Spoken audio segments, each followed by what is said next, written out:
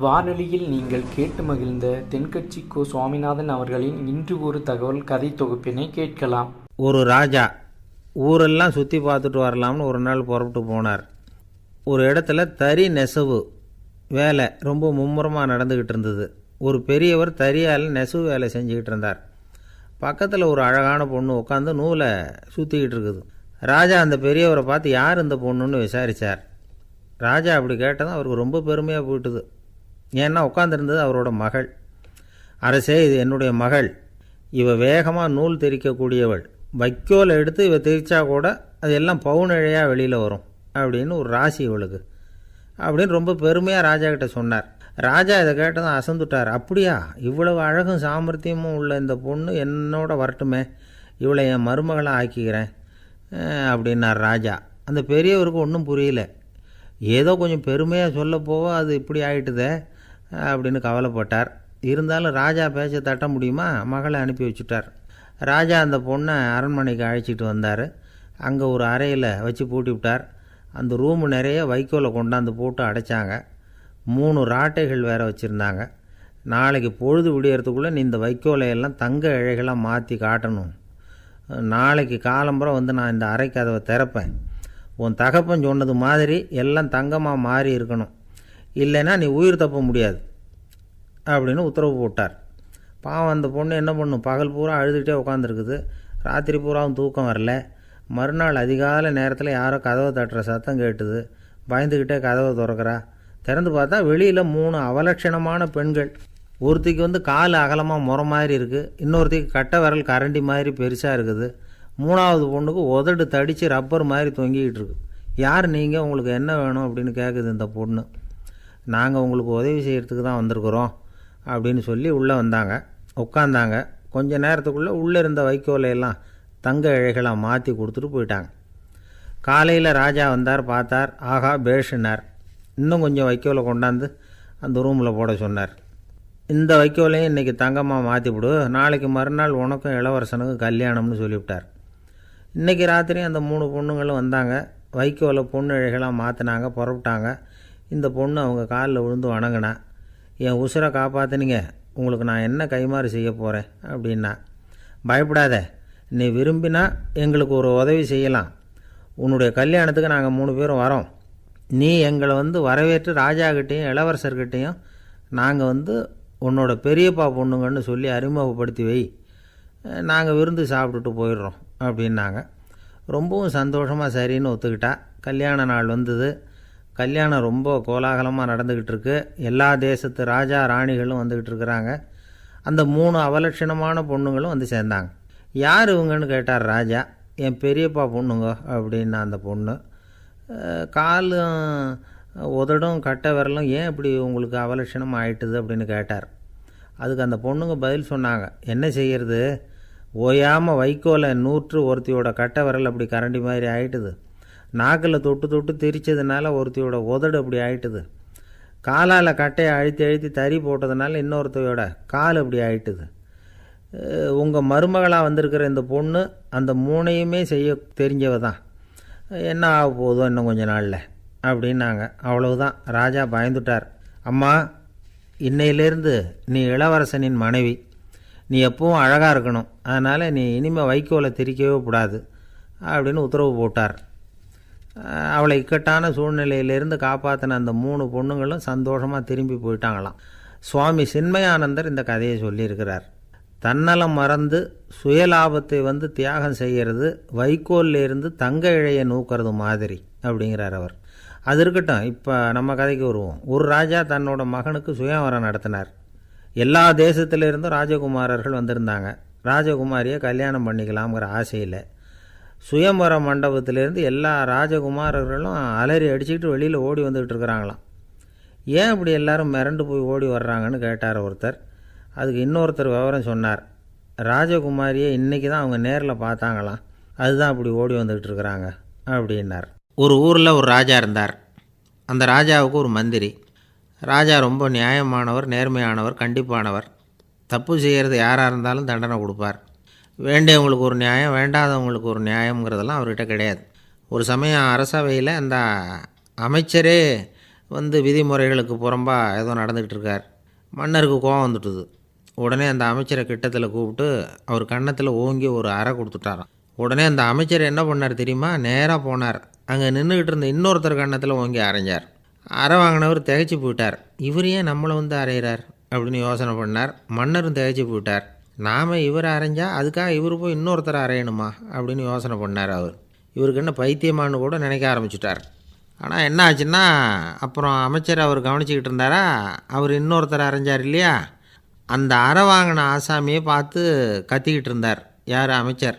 ஏன்பா என்கிட்ட அறையை வாங்கிக்கிட்டு இப்படி விவரம் இல்லாமல் நின்றுக்கிட்டு இருக்கிறியே, நான் உனக்கு கொடுத்ததை நீ வேறு யாருக்கிட்டையாவது கொடுத்துரு அப்படின்னார். உடனே அந்த ஆள் பார்த்தான். தனக்கு அடுத்தபடியாக நின்றுக்கிட்டு இருந்தவனை ஓங்கி ஒரு அறை அரைஞ்சான். அவன் கன்னத்தை தடவிட்டே யோசனை பண்ணான். இது ஏதோ புரிஞ்சுக்கிட்ட மாதிரி அடுத்தாப்பில் நின்றுக்கிட்டு இருந்தவனை அரைஞ்சான். இப்படி இந்த அறை வந்து மாறி மாறி போய்கிட்டே இருக்குது. ஊர் பூரா பிரயாணம் பண்ண ஆரம்பிச்சுட்டுது. அன்றைக்கி ராத்திரி அந்த ராஜா படுக்கிறதுக்காக போனார். அந்த நேரம் பார்த்து அவர் கன்னத்தில் பலார்னு ஒரு அறை விழுந்தது. நம்மளே அரையிறது யார் அப்படின்னு அதிர்ச்சியோட மன்னர் திரும்பி பார்க்குறாரு. அரைஞ்சது அவரோட மனைவி. என்னாச்சு உனக்குன்னு கத்துனார் ராஜா. உங்களுக்கு தெரியாதா, ஊர் பூரா ஒருத்தர் மாற்றி ஒருத்தர் மூலமாக இந்த அறை வந்து பிரயாணம் பண்ணிட்டு வருது அப்படின்னாங்க அந்த அம்மா. அப்படின்னா ஆரம்பித்த இடத்துக்கே வந்துட்டுதா அப்படின்னாராம் மன்னர். என்ன சொல்கிறீங்கன்னு கேட்டிருக்காங்க. இவர் விவரத்தை சொன்னாராம்.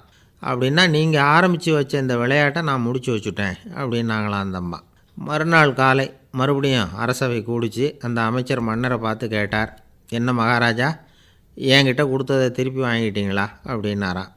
இப்படி நடக்கும்னு நான் எதிர்பார்க்கவே இல்லைன்னார் மன்னர். ஆனால் நான் எதிர்பார்த்தேன்.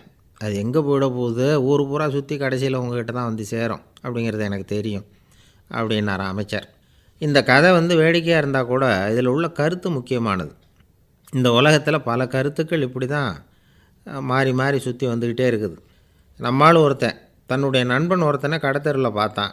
உடனே ஓடி போய் பலார்னு ஒரு அறை கொடுத்தானான். அவன் கன்னத்தை தடவிட்டு ஏன்டா என்ன அரைஞ்சேன்னு கேட்டிருக்கான். நீ ஏன்டா என்னை முட்டாள்னு என் மனைவிட்ட போய் சொன்னேன் அப்படின்ட்டுருக்கான் அவன். உன்னை ஒரு முட்டாள்னு சொன்னதுக்காகவா நீ என்ன அரைஞ்சே அப்படின்னு கேட்டிருக்கான் இவன். டேய், நான் அதுக்காக அறையலப்பா, அது ஒரு பெரிய ரகசியம். நான் முட்டாளுங்கிறது அந்த ரகசியத்தை நீ வந்து ஏன் எங்கள் வீட்டில் போய் சொன்னேன், அதுக்காக தான் அரைஞ்சேன் அப்படின்னு நான் அவன். ஒரே ஒரு ஊரில் ஒரு ராஜா இருந்தார். அவர் பேரில் மக்களுக்கு ரொம்ப மரியாதை. அவ்வளவு நல்லா ஆட்சி புரிஞ்சிக்கிட்டு வந்தார். அவருக்கு வயசாகிட்டுது. அதனால் ஒரு நாள் அமைச்சரை கூப்பிட்டார். இதை பாருங்கள், எனக்கு வயசாகிட்டுது, அதனால் இந்த அரச பொறுப்பையெல்லாம் நீங்கள் ஏற்றுக்குங்க அப்படின்னார். அதுக்கப்புறம் ராணியை கூப்பிட்டார். வா, நாம் இனிமேல் இங்கே இருக்க வேணாம், காட்டுக்கு போய் தவம் பண்ணலாம் அப்படின்னு கூப்பிட்டார். இந்த செய்தி மக்களுக்கு அறிவிக்கப்பட்டது. மக்கள் உடனே கூட்டம் கூட்டமாக அரண்மனைக்கு வர ஆரம்பிச்சிட்டாங்க. மன்னரை போய் பார்க்குறாங்க. அரசே, தாங்கள் வந்து எங்களுக்கு தந்தை மாதிரி. நீங்கள் காட்டுக்கு போயிட்டால் நாங்கள்லாம் இங்கே எப்படி இருக்க முடியும்? எங்களுக்கெல்லாம் எந்த துன்பமும் இல்லாமல் பார்த்துக்கிட்டு வர்றீங்க. இது மாதிரியான ஒரு அரசாட்சி இல்லைன்னா மக்கள் வந்து வாழ்ந்து என்ன பயன் அப்படின்னாங்க. இருந்தாலும் என்ன பண்ணுறது, வயசாயிட்ட காரணத்தினால இந்த முடிவுக்கு வர வேண்டியிருக்குது அப்படின்னாரா ராஜா. அப்படின்னா நீங்கள் காட்டுக்கு போக வேணாம், நாங்கள் போகிறோம். நாங்கள் அங்கே போய் தவம் பண்ணுறோம், வழிபாடு பண்ணுறோம். கடவுள் வருவார், அவர்கிட்ட வரம் வாங்கிட்டு வந்துடுறோம் அப்படின்னாங்களாம். அப்படி சொல்லிவிட்டு உடனே எல்லோரும் காட்டுக்கு போனாங்க. நாட்டு மக்கள் எல்லாரும் ஒட்டு மொத்தமாக வந்து காட்டில் உட்காந்துக்கிட்டு தவம் பண்ணுறதை பார்த்தார் கடவுள். உடனே புறப்பட்டு வந்தார். எல்லோரும் இப்படி வந்து உட்காந்துருக்குறீங்களே, என்ன வேணும் உங்களுக்கு அப்படின்னு கேட்டார். உடனே மக்கள் எல்லாரும் ஒரு குரலில் சொன்னாங்க, சுவாமி, எங்கள் மன்னன் ரொம்ப நாளைக்கு நல்லபடியாக இருக்கணும். அவர் வந்து மகிழ்ச்சியாகவும் உடல் நலத்தோடும் இருந்தால் தான் நாங்கள் அமைதியாக வாழ முடியும் அப்படின்னாங்க. சரி, அதுக்கு என்ன செய்யணும் அப்படின்னார் ஆண்டவன். எங்கள் மன்னருக்கு இன்னும் ஒரு 100 வருஷம் ஆயுளை கொடுங்க அப்படின்னாங்க. அவ்வளவு தானே, சரி அப்படியே ஆகட்டும் அப்படின்னு சொல்லிவிட்டு ஆண்டவன் போயிட்டார். மக்கள் மகிழ்ச்சியோடு திரும்பி வந்தாங்க. மன்னா, கடவுள் வரம் கொடுத்துட்டார், நீங்கள் 100 வருஷம் வாழ போகிறீங்க அப்படின்னாங்க. இதை கேட்டதும் ராணி ராஜாவை வணங்கி நான் தவம் செய்ய போகிறேன் அப்படின்னு புறப்பட்டாங்க. உடனே மக்கள் என்ன நினச்சாங்க தெரியுமா? ஐயோ, நாம் ராஜாவுக்கு மட்டும்தானே நீண்ட ஆயுள் வேணும்னு வரம் வாங்கினோம், ராணிக்கு வாங்கலையே, அதுதான் கோபத்தில் புறப்பட்டாங்க போல இருக்குது அப்படின்னு நினச்சி வருத்தப்பட்டாங்க. ஆனால் ராணி நினச்சது அது இல்லை. ராணி போய் தவம் பண்ணாங்க, கடவுள் காட்சி கொடுத்தார். இவங்க கேட்குறாங்க, சுவாமி, ராஜாவுக்கு மட்டும் 100 வருஷம் ஆயுள்னு வரம் கொடுத்துட்டீங்க, அப்படின்னா குடிமக்களும் 100 வருஷம் இருக்கணும். இப்படிப்பட்ட குடிமக்கள் இல்லைன்னா அப்படிப்பட்ட அரசன் இருந்து என்ன பிரயோஜனம் அப்படின்னாங்களாம். ஆண்டவன் பார்த்தார், சரி அவங்களும் 100 வருஷம் வாழ்வாங்க, அது மட்டும் இல்லை நீயும் 100 ஆண்டு காலம் வாழ வரமளிக்கிறேன் அப்படின்னு சொல்லிவிட்டு மறைஞ்சிட்டார். இதில் ஆண்டவன் வர்றதும் மறையிறதும் முக்கியம் இல்லை. இதில் கவனிக்க வேண்டியது ஆள்கிறவனின் விசால மனம், குடிமக்களின் விசால மனம், ஆள்கிறவன் மனைவியினுடைய விசால மனம்.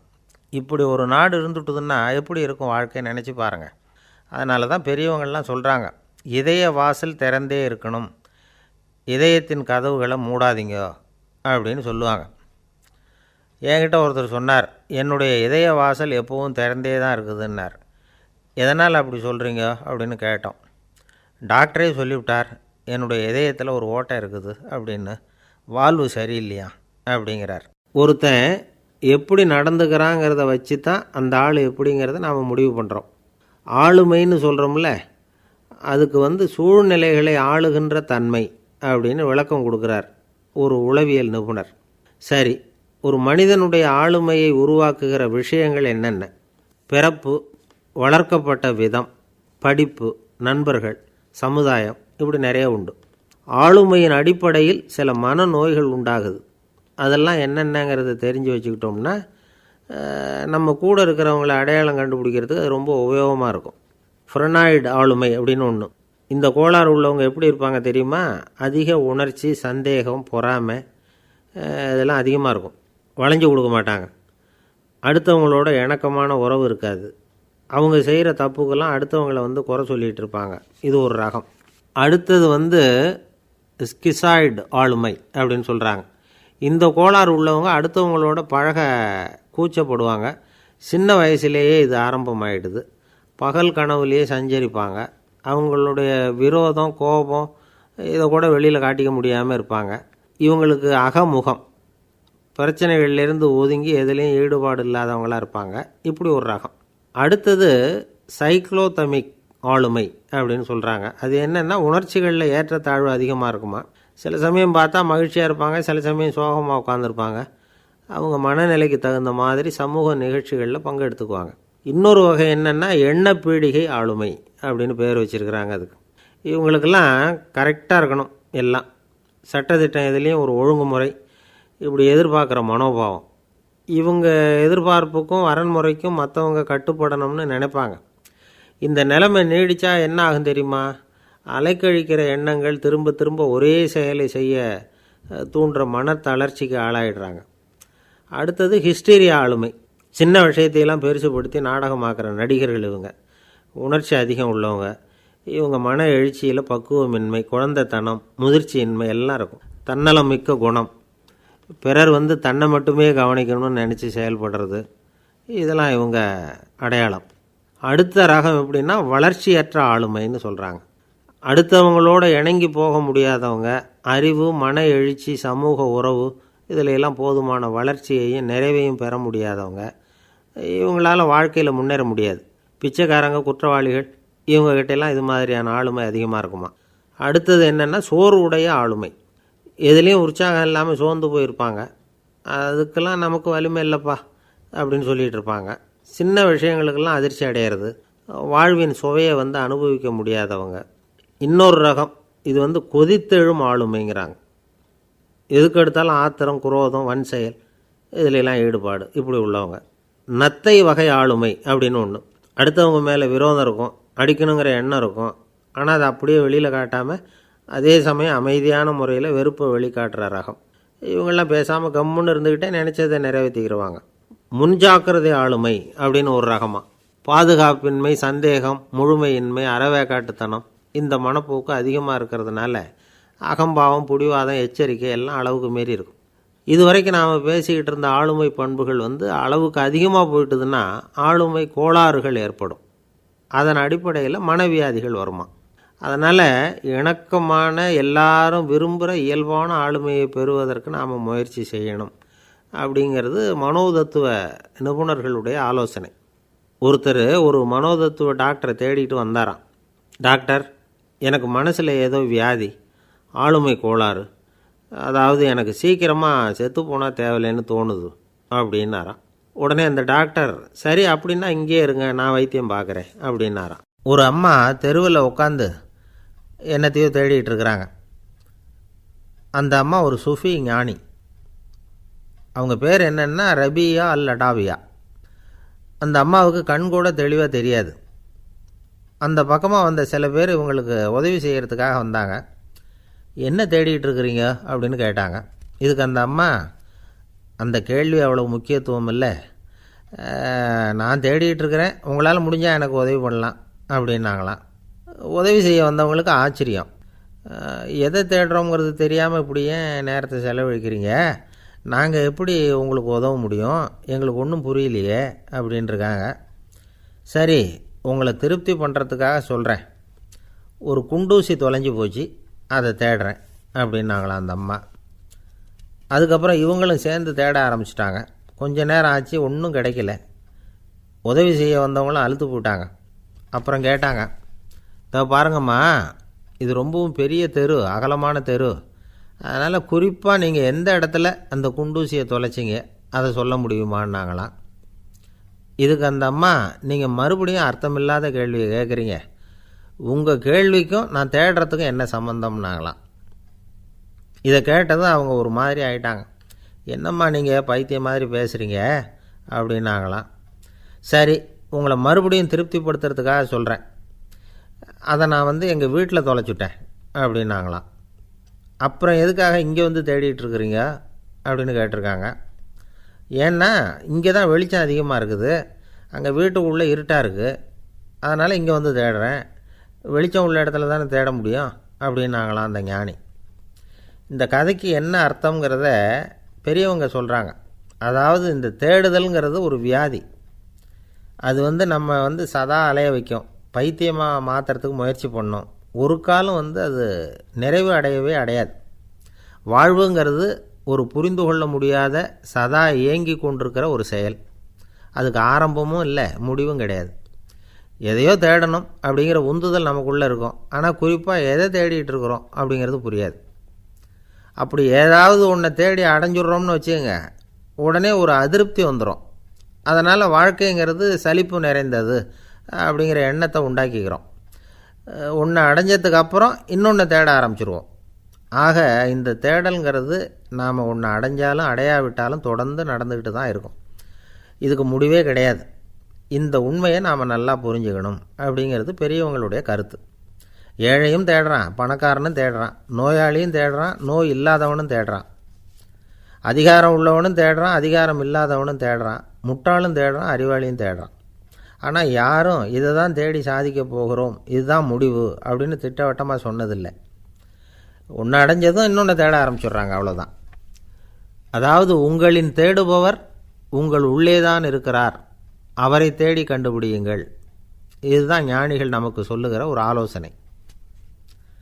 நம்மால் ஒருத்தன் ஜெயிலில் இருந்தான். இன்னொரு கைதி அவனை பார்த்து கேட்டான், ஏன்பா உன்னை பார்க்குறதுக்கு வெளியிலேருந்து யாருமே இங்கே வர்றது இல்லையே, உனக்கு சொந்தக்காரங்களே கிடையாதா அப்படின்னு கேட்டானான். ஏன் இல்லை, எனக்கு சொந்தக்காரங்க நிறைய பேர் உண்டு, அவங்க என்னை பார்க்க வராததுக்கு காரணம் வேறு அப்படின்ட்டுருக்கான் இவன். என்ன காரணம்னு கேட்டான் அவன். அதுக்கு இவன் சொன்னானா, அதுக்கு என்ன காரணம்னா அவங்க எல்லாரும் இங்கே உள்ளேயே இருக்கிறாங்க அப்படின்னானா. ஒரு காடு, நல்ல மரம்லாம் செழிச்சு இருந்தது. அப்படிப்பட்ட காட்டில் ஒரு சாது இருந்தார். அவர் எப்படின்னா எப்பவும் ஒரு மரத்தடியில் உட்காந்துருப்பார். ஏன்னா அவருடைய இருப்பிடமே அதுதான். அவர் என்ன பண்ணுவார், 3 கல் வச்சுருந்தார். செங்கல் மாதிரி இருக்கும், ஆனால் அதை விட கொஞ்சம் பெருசாக இருக்கும். எதுக்கு அந்த 3 கல்லுன்னா அதுதான் அவருடைய படுக்கை. அதாவது தூங்குறப்ப ஒரு கல்லை தலைக்கு கீழே வச்சுக்குவார், இன்னொரு கல்லை இடுப்புக்கு கீழே வச்சுக்குவார், இன்னொரு கல்லை காலுக்கு கீழே வச்சுக்குவார். உடம்பை அப்படியே ஒரு தகட்டால் மூடிக்குவார், அப்படியே தூங்கி போடுவார். மழை பெய்யுதுன்னு வச்சுங்க, அவர் உடம்பு 3 கல் மேலே இருக்குதா, அதனால் தண்ணி அடியில் ஓடி போடும், உடம்பு நனையாது. மேலே தகடு இருக்கிறதுனால மழையும் உடம்புல படாது. அவர் தூக்கமும் கெடாது, நிம்மதியாக தூங்குவார். பகலில் அந்த 3 கல்லையும் ஒரு சேர ஒரு அடுப்பு மாதிரி வச்சு அது மேலே உட்காந்துக்குவார். அதனால் பாம்பு பூச்சி எதுவும் அவரை தொந்தரவு பண்ணுறதில்ல, அது பாட்டுக்கு நகர்ந்து போடும். அவர் பாட்டுக்கு நிம்மதியாக இருப்பார். யாராவது எதையாவது கொண்டுகிட்டு கொடுத்தா அதை வாங்கி சாப்பிடுவார், அவ்வளோதான். ஒரு நாள் அந்த நாட்டு அரசன் காட்டுக்கு வேட்டையாட வந்தான். அந்த வழியாக வந்தப்போ இந்த சாது படுத்துருக்கிறத பார்த்தான், பரிதாபப்பட்டான்.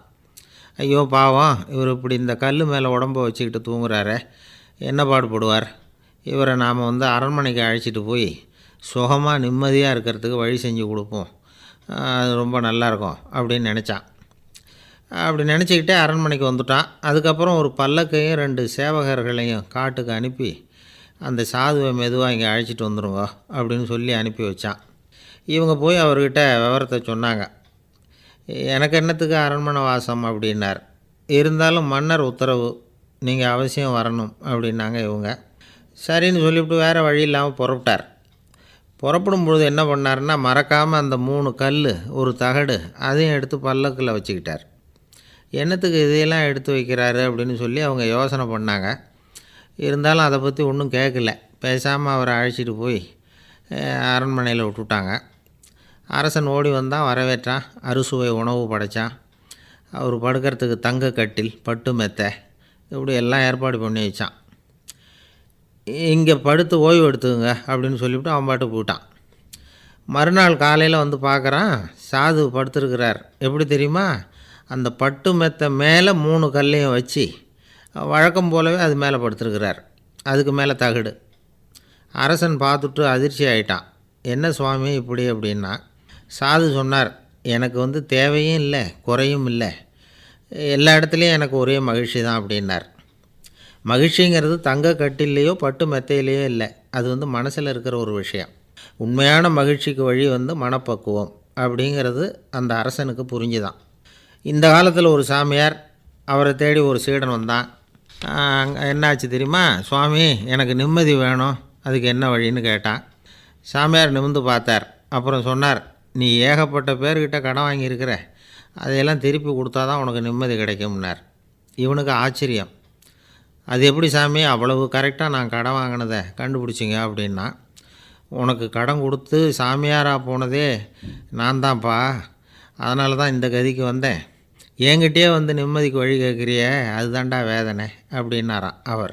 ஒரு அம்மா, அவங்களுக்கு 35 வயசு இருக்கும். குடும்பத்தில் எந்த கஷ்டமும் இல்லை. இருந்தாலும் காரணம் இல்லாமல் பிள்ளைங்க பேரில் கோவப்படுறது, எரிஞ்சு விடுறது அவங்க வழக்கம். பிள்ளைங்க அழும், உடனே அவங்க மனசும் சங்கடப்படும். இன்னொரு அம்மா, நல்ல வேலையில் இருக்கிறவங்க, வாரத்துக்கு ஒரு தடவையாவது தலைவலி வந்துடும். இவங்களுக்கெல்லாம் உடம்புல எந்த கோளாறும் இல்லை, மனசு மட்டும் சரியாக இருக்காது. தூக்க மாத்திரை கையில் வச்சுருப்பாங்க. 30-35 வயசுடைய பெண்களுக்கு சர்வசாதாரணமாக காணப்படுகிற மனக்கோளாறு இது.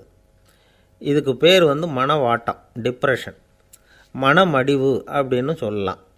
இந்த நோய்க்கு அறிகுறி என்ன தெரியுமா, மனசில் வருத்தமான உணர்வு இருக்கும், அடிக்கடி அழலாம் போல் தோணும். முன்னால் எல்லாம் எந்தெந்த செயலில் ஆர்வம் இருந்ததோ அதெல்லாம் குறைஞ்சிரும், அல்லது சுத்தமாகவே ஆர்வம் இல்லாமல் போயிடும்.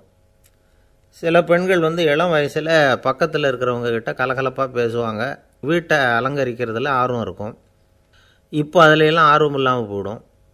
எந்த வேலை செஞ்சாலும் சீக்கிரம் களைப்பு அடைஞ்சுடுறது மாதிரி ஆகிடும். நமக்கு யாருமே உதவியாக இல்லை, நம்ம எல்லோரும் கை விட்டுட்டாங்க போல் இருக்குதே அப்படிங்கிற உணர்வுலாம் உண்டாகும். தன்னைத்தானே குறை சொல்லிக்குவாங்க, நாம் தப்பு பண்ணிவிட்டோம் போல் இருக்குதே அப்படின்னு தோணும்.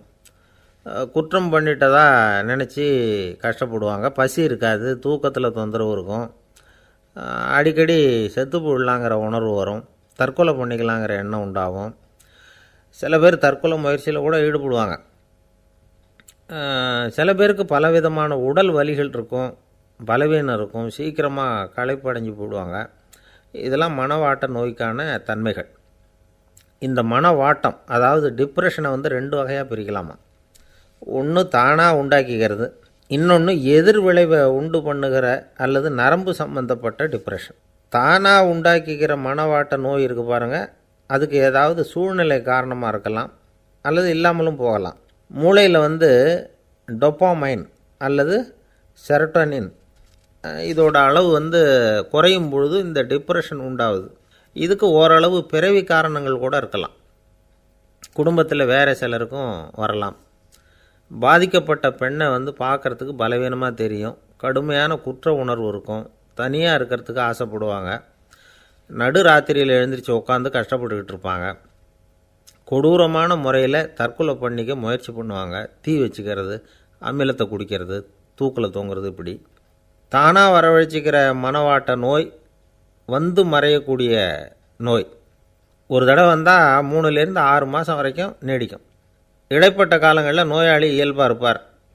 எதிர் விளைவை உண்டு பண்ணுகிற அல்லது நரம்பு சம்பந்தப்பட்ட மனவாட்ட நோய் எப்படின்னா, கணவன் மனைவி, மாமியார் மருமகள், இப்படிப்பட்ட உறவு முறை பிரச்சனைகள், தோல்விகள், எரிச்சல்கள், ஆஃபீஸு பிரச்சனை, இப்படிப்பட்ட சூழ்நிலையால் உண்டாகிறது. எல்லாத்துக்கும் மருந்து இருக்குது, மார்க்கம் இருக்குது, கவலைப்பட வேண்டியதில்லை, தைரியமாக இருக்கணும். உளவியல் மருத்துவம் இதுக்கு ரொம்ப உபயோகமாக இருக்கும்.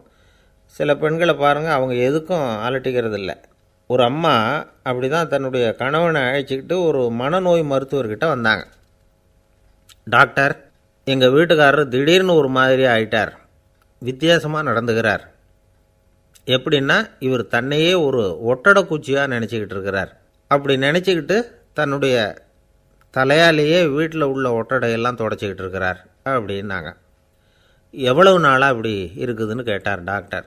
1 வாரமாக அப்படி இருக்குது அப்படின்னாங்க அந்த அம்மா. அப்படின்னா முன்னாடியே ஏன் அழைச்சிட்டு வரல அப்படின்னு கேட்டார் டாக்டர். வீடு பூரா சுத்தமாகட்டுமேனு பார்த்துக்கிட்டு இருந்தேன் டாக்டர் அப்படின்னாங்களாம் அந்த அம்மா. அன்பாக இருக்கணும்னு அநேக பெரியவங்க சொல்லியிருக்கிறாங்க. நாமளும் அதை கேட்டுவிட்டு அன்பு காட்டுறதுக்கு தயாராக தான் இருக்கிறோம். அதை வாங்கிறதுக்கு தான் ஆளை காணும். இருந்தாலும் அன்பில் எத்தனையோ வகை உண்டு. அதை சரியாக புரிஞ்சுக்கிட்டு அதுக்கப்புறம் அன்பு காட்ட ஆரம்பிக்கணும். வகையை புரிஞ்சிக்காமல் அன்பு காட்டினா வம்பில் மாட்டிக்க வேண்டியது தான். அன்புன்னா சாதாரணமாக நினச்சி விடாதீங்க. அதில் எவ்வளவு விதம் தெரியுமா? இரக்கம், கருணை, காருண்யம், பந்துத்துவம், பட்சம், பாசம், நேசம், விசுவாசம், அபிமானம், காதல், பக்தி, இப்படி பல விதமாக அதை பற்றி சொல்லி வச்சுருக்கிறாங்க பெரியவங்க. இந்த வார்த்தைகள்லாம் நாம் கேள்விப்பட்டது தான். இருந்தாலும் அதுகளுக்குள்ளே என்ன வித்தியாசம்னு கேட்டால் சரியாக சொல்ல தெரியாது. அதனால் இந்த வார்த்தைகளுக்கெல்லாம் பெரியவங்க என்ன விளக்கம் சொல்கிறாங்கன்னு இப்போ பார்க்கலாம்.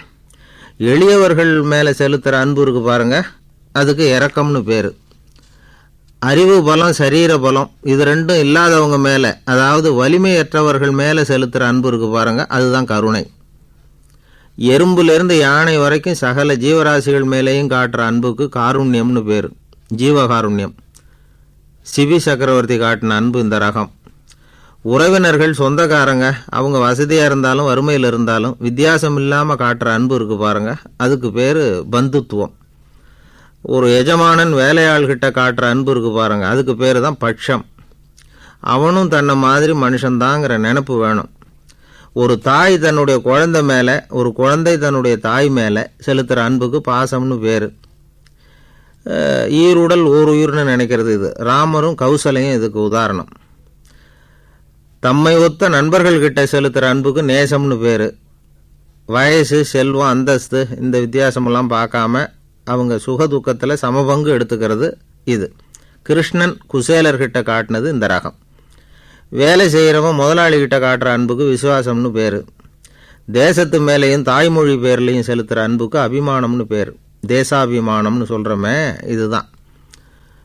ஒரு கணவன் மனைவி பேரில் காட்டுற அன்புக்கு காதல்னு பேர். கடவுள் பேரில் செலுத்துகிற அன்புக்கு பக்தின்னு பேர். இப்படி அன்புல பல ரகம் இருக்கிறப்போ அதில் உள்ள வித்தியாசம் தெரியாமல் இடம் மாற்றி அன்பு காட்டினா இடைஞ்சல் தான். சரி, இந்த அன்பை பற்றி விஞ்ஞானம் என்ன சொல்லுது தெரியுமா? இதயத்தை பாதுகாக்கிறதுக்கு முக்கியமாக தேவைப்படுற ஒன்று இந்த அன்பு தான்னு சொல்லுது. நெதர்லாந்து விஞ்ஞானிகள் இதை ஆராய்ச்சி பண்ணியே கண்டுபிடிச்சிருக்கிறாங்க. கொஞ்சம் முயல் குட்டிகளை 2 பிரிவாக பிரித்தாங்க. 2 குரூப்புக்கும் கொழுப்பு அதிகமாக உள்ள ஆகாரத்தையே கொடுத்துக்கிட்டு வந்தாங்க. ஆனால் ஒரு குரூப்புக்கு வெறுமன ஆகாரத்தை கொடுத்ததோடு சரி, இன்னொரு குரூப்பு முயல்களுக்கு ஆகாரம் கொடுத்ததோடு நிறுத்திக்கல. அதுக்கு முன்னாடி கூண்டுகளை திறந்து விட்டு முயல்களை கொஞ்ச நேரம் எடுத்து கொஞ்சி விட்டு அதுக்கப்புறமா ஆகாரம் கொடுத்தாராம் ஆராய்ச்சியாளர். இந்த குரூப்புக்கு இதய பாதிப்பு 60% குறைச்சலாக இருந்துதான். சில நோயாளிகளுக்கு ஹார்ட் அட்டாக் வந்தாலும் அதை தாங்கிக்கிட்டு குணமாகிற சக்தி அதிகமாக இருக்குது. இது எப்படின்னு ஆராய்ச்சி பண்ணி பார்த்துருக்குறாங்க. அவங்கெல்லாம் மனைவி தன் பேரில் ரொம்ப அன்பாக இருக்கிறதாக நினைக்கிறவங்களாம் இருக்கிறாங்களாம். இதய நோயாளிகள் பல பேரை சந்தித்து இதய நோய் ஏற்பட என்ன காரணம்னு கேட்டிருக்கிறாங்க. அவங்க சொன்ன காரணம்லாம் சாப்பாடு சம்மந்தமாக இல்லையா, மனைவி அன்பா இல்லை, இப்படிப்பட்ட காரணத்தை தான் சொல்கிறாங்களாம். அதனால் இதயத்தை பாதுகாக்கணும்னு நினைக்கிறவங்க அடுத்தவங்க அன்பாக இருக்கிறது மாதிரி பார்த்துக்குங்க, அதுதான் முக்கியம். ஒருத்தர் முகம் பூரா பிளாஸ்டரி போட்டுக்கிட்டு வந்தார். ரொம்ப கோபமாக, என்னங்க ஆச்சுன்னு விசாரித்தேன். எல்லாம் உங்களால் தான் சார்னார். விவரமாக சொல்லுங்களேன். என்ன உங்கள் தகவலை கேட்டுட்டு ஒரு பூனைக்குட்டியை கையில் எடுத்தேன், அன்பாக அதை தடவி கொடுக்கறதுக்காக. ஆனால் அது முந்திக்கிட்டது. அது என் முகத்தை தடவி கொடுத்துட்டுது. முகம் பூரா நகை கீறல். அதுதான் இப்படி அப்படின்னார். அன்பில் அறிவு சேராததுனால வந்த கோளாறு இது. சில பேரை இப்படி சொல்கிறது உண்டு. அடுத்தவங்களை அனுசரித்து நடந்துக்க தெரியல, அவன் என்ன சார் மனுஷன் அப்படிம்பாங்க. சக மனிதர்களோடு எப்படி பழகிறது அப்படின்னு தெரியாததுனாலேயே பல பேர் இன்றைக்கி சங்கடப்பட்டுக்கிட்டு இருக்கிறாங்க. வசதி வாய்ப்பெல்லாம் சரியாக இருக்கும், ஆனால் வாழ்க்கை சரியாக இருக்காது. இன்னொருத்தர்கிட்ட எப்படி பேசுறது பழகிறதுங்கிறது தெரியாததுனால தான் இந்த அவஸ்தை. சரி, இந்த அவஸ்தை இல்லாமல் வாழறது எப்படி? இதுக்கு அனுபவசாலிகள் சில வழிமுறைகளை சொல்கிறாங்க. அதெல்லாம் என்னென்னங்கிறத இப்போ தெரிஞ்சுக்குவோம். முதல்ல நம்ம நாக்கு நம்ம கண்ட்ரோலில் இருக்கணும். வார்த்தைகளை கொட்டிவிட்டு அதுக்கப்புறம் அள்ள முடியாமல் கடந்து கஷ்டப்படக்கூடாது. எப்படி பேசுகிறோங்கிறதும் முக்கியம். பேசுகிறப்ப எப்படி முகத்தை வச்சுருக்கிறோங்கிறதும் முக்கியம். அன்பாக பேசினாலும் நல்லாயிருக்கும். அப்படி பேசுகிறப்ப ஆதரவாக அவர் தோள் மேலே ஒரு கையை போட்டுக்கிட்டு பேசினா இன்னமும் நல்லாயிருக்கும். ரெண்டாவது விஷயம், இன்னொருத்தர்கிட்ட பேசுகிறப்போ வாக்குறுதிகளை அள்ளி வீசக்கூடாது. கொடுக்குற வாக்குறுதி குறைச்சலாக இருக்கணும். அப்படி கொடுத்த வாக்குறுதியை கண்டிப்பாக நிறைவேற்றணும். நாம் ஒருத்தரை பாராட்டுறோம் அல்லது அவரை பற்றி அபிப்பிராயம் சொல்கிறோம்னா அது ஆக்கப்பூர்வமாக இருக்கணும். நம்ம பாராட்டு அல்லது விமர்சனம் அடுத்தவருடைய முன்னேற்றத்துக்கு உதவுறது மாதிரி இருக்கணும். நாம் சொல்கிறத கேட்டுட்டு அவன் தலையில் கையை வச்சுட்டு உட்காந்துடக்கூடாது. எப்பவும் உற்சாகமாக இருக்கணும், முகம் மலர்ச்சியாக இருக்கணும். மனுஷன் இருந்தால் வருத்தம், கவலை, ஏமாற்றம் எல்லாம் இருக்க தான் செய்யும். அதெல்லாம் மனசில் இருக்கட்டும். அந்த வருத்தமும் கவலையும் ஏமாற்றமும் சேர்ந்துக்கிட்டு நம்ம முகத்தில் இருக்கிற மலர்ச்சியை மூடி மறைக்கிறதுக்கு நாம் இடம் கொடுத்துடக்கூடாது. எந்த விஷயத்தை பற்றி யாருக்கிட்ட பேசினாலும் வெளிப்படையாக பேசணும். திறந்த மனசோடு பேசணும். மூடி மறைச்சி முழுங்கிக்கிட்டு இருக்கக்கூடாது. இன்னொருத்தர்கிட்ட பேசுகிறப்போ விவாதம் பண்ணுங்க, அது தப்பு இல்லை. ஆனால் வாதாடிக்கிட்டு இருக்கக்கூடாது. அதாவது என்ன சொல்கிறாங்கன்னா, டிஸ்கஸ் பண்ணலாம், ஆர்கியூ பண்ணக்கூடாதான். நம்மக்கிட்ட இருக்கிற நல்ல குணங்களை நாம் எடுத்து சொல்லிகிட்டு இருக்கக்கூடாது. அந்த நல்ல குணங்களே நம்மளை பற்றி எடுத்து சொல்லணும். அது மாதிரி நடந்துக்கணும். அதே மாதிரி அடுத்தவங்க கிட்ட உள்ள கெட்ட குணங்களை பற்றி அவசியம் இல்லாமல் நாம் பேச வேண்டியதில்லை. உங்களை பற்றி யாராவது தப்பாக பேசுகிறாங்களா, அப்படி அவங்க பேசுகிறதுல உண்மை இல்லையா அப்படின்னா அதை நீங்கள் பொருட்படுத்த வேண்டியதில்லை, விட்டுடலாம். அது தானாக போயிடும். ஒரு 4-5 பேரோட பேசிக்கிட்டு இருந்தீங்கன்னா எல்லாருக்கும் முக்கியத்துவம் கொடுங்க. யாரையும் அலட்சியப்படுத்தாதீங்க. தமாஷா பேசலாம், ஆனால் அவங்க தமாஷ் அடுத்தவங்களை கேலி பண்ணுறதா இருக்கக்கூடாது. நமக்கு கிடைக்க வேண்டியது கிடைக்கலையே அப்படிங்கிற தவிப்பு நம்மக்கிட்ட இருக்கக்கூடாது. அது தேவையில்லை. உங்கள் செயல்பாடுகள் தெளிவாக இருக்கட்டும். பாராட்டு தானாக அவங்கள தேடிட்டு வரும். இன்னொரு மனுஷனுடைய மனசில் கௌரவமான ஒரு இடத்த பிடிக்கணும்னா நாம் இந்த குணத்தையெல்லாம் நம்மக்கிட்ட வளர்த்துக்கணும். இதெல்லாம் அனுபவசாலிகள் சொல்லியிருக்கிற குறிப்புகள். இந்த குறிப்புகளை சரியாக புரிஞ்சுக்கணும். அது முக்கியம். தப்பாக புரிஞ்சுக்கிட்டா என்ன ஆகும் தெரியுமா? இதை கேளுங்க. ஒருத்தர் வந்தார். சார், அடுத்தவங்க தோள் மேலே கையை போட்டுக்கிட்டு அன்பாக பேசணும்னு சொன்னீங்க. அப்படி தான் பேசினேன். அவர் முதுகை கூட தட்டி கொடுத்தேன். என் வேலை போயிட்டுது சார், வீட்டுக்கு அனுப்பிச்சிட்டாங்க அப்படின்னார். யாருக்கிட்ட அப்படி பேசுனீங்கன்னு கேட்டோம். என் முதலாளிகிட்ட சார் அப்படிங்கிறார் ரொம்ப சோகமாக. அம்மாக்காரங்களுக்கு அடிக்கடி ஏற்படுற கவலை ஒன்று உண்டு. அதாவது குழந்தை சரியாக சாப்பிட மாட்டேங்குதே அப்படிங்கிற கவலை. இவங்கெல்லாம் ஒரு விஷயத்தை நல்லா புரிஞ்சுக்கணும். குழந்தைகள்ங்கிறவங்க பெரியவங்க மாதிரி இல்லை. அவங்க கடிகாரத்தில் மணியை பார்த்துட்டு சாப்பிட்றதுக்கு உட்கார்ற ரகம் கிடையாது. பசிச்சா சாப்பிடுவாங்க, இல்லைன்னா விளையாடுவாங்க அல்லது தூங்குவாங்க. அது புரியாமல் அவங்கள கட்டாயப்படுத்தி அல்லது மிரட்டி சாப்பிட வைக்கிறது ரொம்ப தப்பு. ஒரு 8 மாத குழந்தைக்கு 3 மணி நேரத்துக்கு ஒரு தடவை பசிக்கும். அந்த நேரம் பார்த்து சாப்பாடு கொடுத்தா அடம் பண்ணாமல் அது பாட்டுக்கு சாப்பிட்றோம். அதே குழந்தைக்கு 1 வயசு ஆகிறப்போ 4 மணி நேரத்துக்கு ஒரு தடவை பசிக்கும். இந்த வயசில் இயற்கையாகவே பசி குறைஞ்சிருக்கும். அது புரியாமல் என் குழந்தை முன்னாடி மாதிரி இப்போ சரியாக சாப்பிட மாட்டேங்கிறான் அப்படின்னு சில பேர் டாக்டர்கிட்ட போய் சொல்லிக்கிட்டு இருப்பாங்க. இன்னொரு விஷயம், ஒரு குழந்தைக்கு வயசு அதிகமாகிற வேகத்துக்கு உடம்பு எடையும் அதிகமாகிக்கிட்டே போகாது. உடம்பு எடை அதிகமாகிற வேகம் குறைஞ்சிக்கிட்டே வரும். 6 மாத குழந்தைக்கு ஒரு வாரத்தில் 150 கிராம் எடை கூடும். ஒரு வயசில் வாரத்துக்கு 71 கிராம் எடை கூடும். இது புரியாமல் அதிகமாக சாப்பாட்டை கொடுத்து குழந்தைய கஷ்டப்படுத்தக்கூடாது. ஏன்னா அளவுக்கு மீறின உணவு அஜீரணத்தை உண்டு பண்ணிவிடும். குழந்தைக்கு ஒரு தட்டில் கொஞ்சமாக ஆகாரத்தை வச்சு கொண்டுகிட்டு போய் கொடுக்கணும். மலை மாதிரி குவிச்சு வச்சா அதை பார்த்ததுமே பசி அடங்கி போயிடும். அடித்து மிரட்டி பயமுறுத்தி குழந்தைய சாப்பிட வைக்கிற பழக்கம் இருக்குது பாருங்கள், அதுக்கு ஃபுட் ஃபோர்ஸிங் அப்படின்னு பேர். இப்படி பண்ணுனா குழந்தைக்கு சாப்பாட்டில் விருப்பம் குறைஞ்சிரும், அதை கண்டாவே வெறுக்க ஆரம்பிச்சிடும். அது மாதிரி உளம் சார்ந்த பசி குறைவு, சைக்கோஜெனிக் அனோரெக்சியா, அது ஏற்படுமா. சாப்பாடுங்கிறதே ஒரு தண்டனை மாதிரி தோணும். குழந்தைகளுக்கு பிடிச்ச மாதிரியான ஆகாரத்தை கொடுக்கணும். சத்து அதிகம் இருக்குங்கிறதுக்காக அதுக்கு பிடிக்காத ஆகாரத்தை கொடுத்து கட்டாயப்படுத்தக்கூடாது. குழந்தைகளுக்கு 2 வயசு ஆகிறப்போ இயற்கையாகவே எதிர்மறை குணம் உண்டாகும். அதாவது அந்த எதிர்மறையாக பேசுகிறது. இது மாதிரி சமயங்களில் நாம் என்ன சொல்கிறோமோ அதுக்கு நேர்மாறாக நடந்துக்கும். ஏட்டிக்கு போட்டி, சாப்பிட சொன்னால் விளையாட போகும், விளையாட சொன்னால் சாப்பாடு கேட்கும். இதை புரிஞ்சுக்கிட்டு நடந்துக்கணும். குழந்தை சொன்ன பேச்சை கேட்கலேன்னு கோவப்படக்கூடாது. குழந்தை வளர வளர பிடிவாத குணம் வர்றது சகஜம். கேட்டதை வாங்கி கொடுத்தா தான் சாப்பிடுவேன் அப்படின்னு பிடிவாதம் பண்ணும். வாங்கி கொடுத்துடுறது தான் உத்தமம். நீங்களும் அதுக்கிட்ட பிடிவாதம் பண்ணிகிட்டு இருக்கக்கூடாது. ஏன்னா கேட்டது கிடைக்கலையேங்கிற ஏமாற்றம் கூட குழந்தையோட பசியை குறைச்சிரும். கேட்டது கிடைச்சிட்டா பசி அதிகமாகும், கொடுத்ததை மலமலன்னு சாப்பிட்றோம். குழந்தைகளுக்கு கண்ட நேரத்தில் சாப்பிட்றதுக்கு எதையாவது வாங்கி கொடுத்துக்கிட்டு இருந்தால் சாப்பாட்டு நேரத்தில் சாப்பிடாமல் அடம் பண்ண ஆரம்பிச்சிடும். பள்ளிக்கூடம் போகிற பிள்ளைங்க காலை உணவை சரியாக சாப்பிட மாட்டாங்க. அச்சம், அவசரம், பரபரப்பு இதெல்லாம் தான் காரணம்.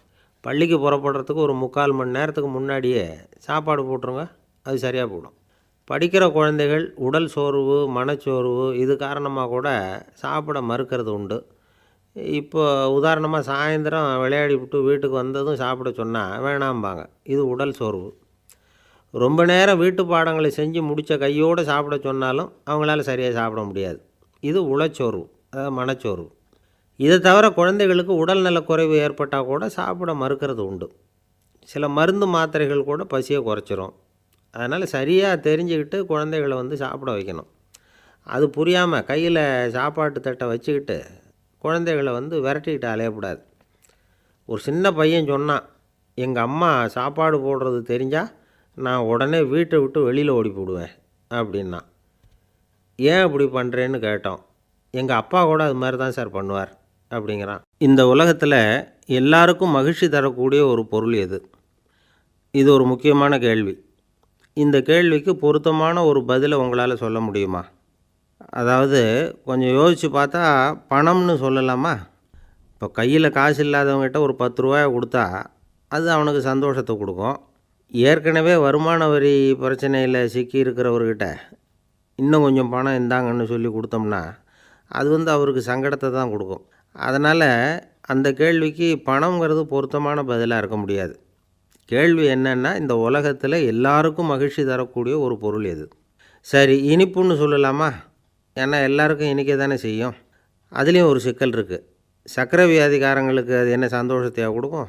ஆக எல்லாருக்கும் வேறுபாடு எதுவும் இல்லாமல் மகிழ்ச்சியை கொடுக்கக்கூடியது வேறு ஏதோ ஒன்று இருக்குது.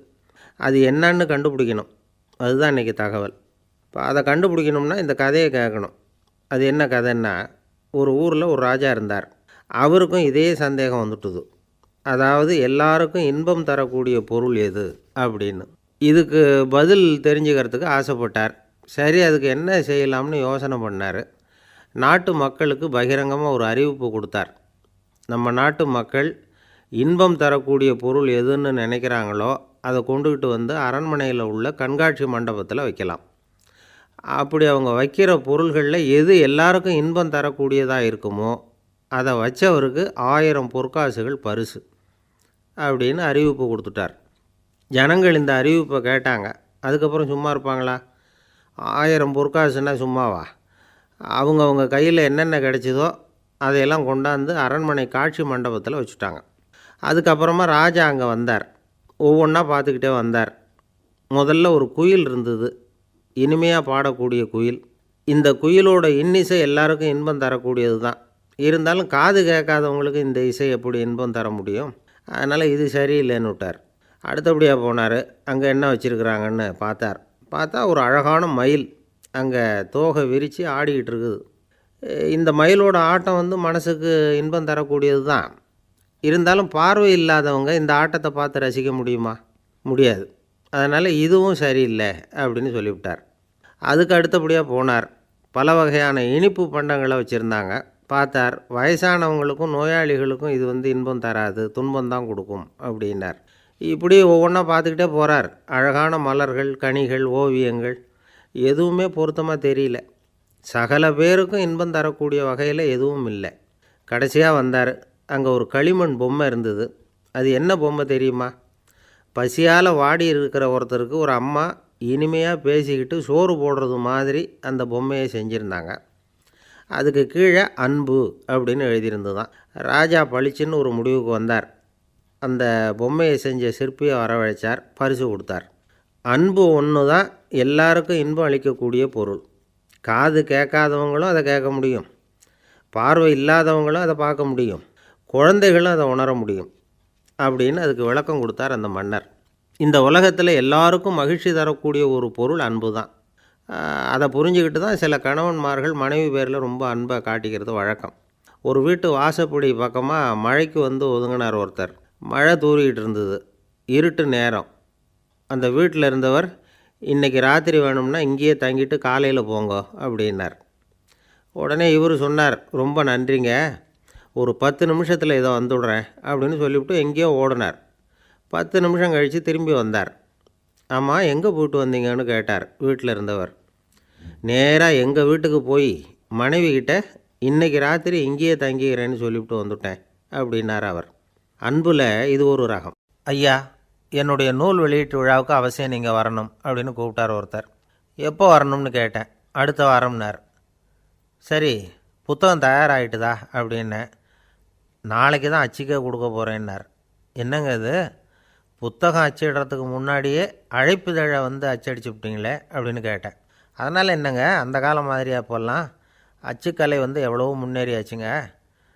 லைனோ type, monotype, phototype, laser, இப்படி என்னென்னமோ வந்தாச்சு. இன்றைக்கி கொடுத்தா நாளைக்கே புத்தகம் தயார் அப்படின்னார்.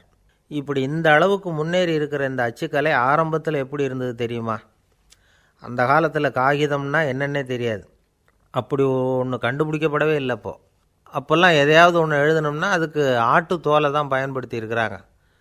கண்ணுக்குட்டி தோல் கூட அதுக்கு உபயோகப்பட்டு தான். ஐரோப்பாவில் இருந்த பாதிரியார்கள் தோலில் எழுதப்பட்ட புத்தகத்தை தயாரிக்கிறதுல ரொம்ப கெட்டிக்காரங்களாம். எகிப்து, அப்புறம் மத்திய தரைக்கடல் ஓரத்தில் உள்ள நாடுகள், இங்கேயெல்லாம் தோல் தான் எழுதுபொருளாக பயன்பட்டு வந்திருக்குது. ஆனால் நம்ம நாட்டில் ஓலைச்சுவடிகளை எழுத்துக்கு பயன்படுத்தியிருக்கிறாங்க. எழுதுறதுக்கு தோலை பயன்படுத்தினவங்க பிறகு பேப்பரைஸ் அப்படிங்கிற கோரை புல்லை அதுக்கு பயன்படுத்தினாங்களாம். இதெல்லாம் அப்படி கொஞ்சம் கொஞ்சமாக கண்டுபிடிச்சிட்டு வந்திருக்கிறாங்க. அந்த புல்லை கச்சிதமாக நறுக்க வேண்டியது, நல்லா பதப்படுத்த வேண்டியது, அதுக்கப்புறம் அதில் எழுத வேண்டியது, அவ்வளவுதான். பேப்பருங்கிற சொல்லே இந்த பேப்பைரஸ் அப்படிங்கிறதுலேருந்து வந்தது தான். அதுக்கப்புறம் தான் காகிதம் வந்தது. இதை முதல்ல சீன நாட்டில் தான் கண்டுபிடிச்சாங்க. அது வந்த பிறகு அச்சு எந்திரம் கண்டுபிடிக்க வேண்டிய அவசியம் ஏற்பட்டது. அதை கண்டுபிடிச்சவர் ஜெர்மானிய அறிவியல் அறிஞர் ஜான் கூட்டன்பர்க். அச்சு கலைக்கு அடித்தளம் அமைச்சவர் அவர் தான். ஜெர்மனியில் மெயின்ஸ் அப்படிங்கிற ஊரில் 1399 பிறந்தார். அவரோட மாமன் ஒருத்தர் உலோக வேலையில் வல்லவர். அவர்கிட்ட அந்த வேலையை கற்றுக்கிட்டார். அதோட வைர கற்களை பட்டை தீட்டுறதுலேயும் ரொம்ப தேர்ச்சி பெற்றிருந்தார். இளம் வயசுலேயே சும்மா இருக்க மாட்டாராம். எதை செஞ்சாலும் அதை திறமையாக செய்வாராம். அவர் தான் முதல்ல மர அச்சு எழுத்துக்களை உருவாக்கினார். அது மேலே மை தடவி பிரதிகள் எடுத்தார். அதுக்கப்புறம் உலோக எழுத்துக்கள், முதல்ல காரியம், அப்புறம் இரும்பு, அப்புறம் கலப்பு உலோகம், பிறகு அச்சடிக்கிறதுக்கு எந்திரம் ஒன்றையும் உருவாக்கினார். முதல்ல பைபிள் அச்சடித்தார். 1468 அவர் இறந்து போனார். 16ஆம் நூற்றாண்டில் மேலை நாடுகளிலிருந்து மர எழுத்துக்களை கொண்டுகிட்டு தமிழ்நாட்டில் கிறிஸ்தவ நூல்களை அச்சிட்டாங்க. அப்போல்லாம் அச்சகங்கள் போதிய அளவுக்கு இங்கே இல்லை. அதுக்கு என்ன காரணம்னா, இந்தியர்கள் அச்சகங்களை நடத்தக்கூடாது அப்படின்னு சட்டம். 1835 வரைக்கும் அந்த சட்டம் நடைமுறையில் இருந்தது. இந்த நிலைமையில் அங்கேயும் இங்கேயுமா 1-2 அச்சகங்கள் ஆரம்பமாச்சு. 1713 தரங்கம்பாடியில் லூத்தரன் மிஷன் அச்சகம், அதே ஆண்டில் சென்னையில் SPCK அச்சகம். இது ரெண்டும் தான் இந்தியாவில் முதல்ல தொடங்கப்பட்ட அச்சகங்கள். ஆட்டுத்தோல்லையும் ஓலைச்சுவடியிலையும் எழுதப்பட்ட எழுத்துக்கள் இன்றைக்கி எங்கேயோ போயிட்டுது. ஆனால் நம்ம ஊரில் எழுத்தாளர்கள் நிலைமை தான் ஒன்றும் சொல்லிக்கிறது மாதிரி இல்லை. நம்ம ஆள் ஒருத்தர் சொன்னார், சார் நான் சொந்தத்தில் ஒரு அச்சாபீஸ் வச்சுருந்தேன், இப்போவும் வச்சுருக்கிறேன். அதனால் என்னுடைய படைப்புகளை புத்தகமாக வெளியிடுறதில் எனக்கு ஒன்றும் கஷ்டம் இல்லை. வருஷத்துக்கு ஒரு புத்தகம் எழுதி வெளியிட்டுருவேன். 15 வருஷமாக இலக்கிய உலகத்துக்கு இப்படி சேவை செஞ்சுக்கிட்டு வர்றேன். ஆனால் இந்த வருஷம்தான் வாசகர்கள் எனக்கு பாராட்டு விழா நடத்தியிருக்கிறாங்க அப்படின்னார். இந்த வருஷம் அப்படி என்ன விசேஷம் அப்படின்னு கேட்டோம். இந்த வருஷம்தான் நான் எந்த புத்தகம் எழுதி வெளியிடாமல் இருந்தேன், அதுக்காகத்தான் எனக்கு இந்த பாராட்டு விழா அப்படின்னார்.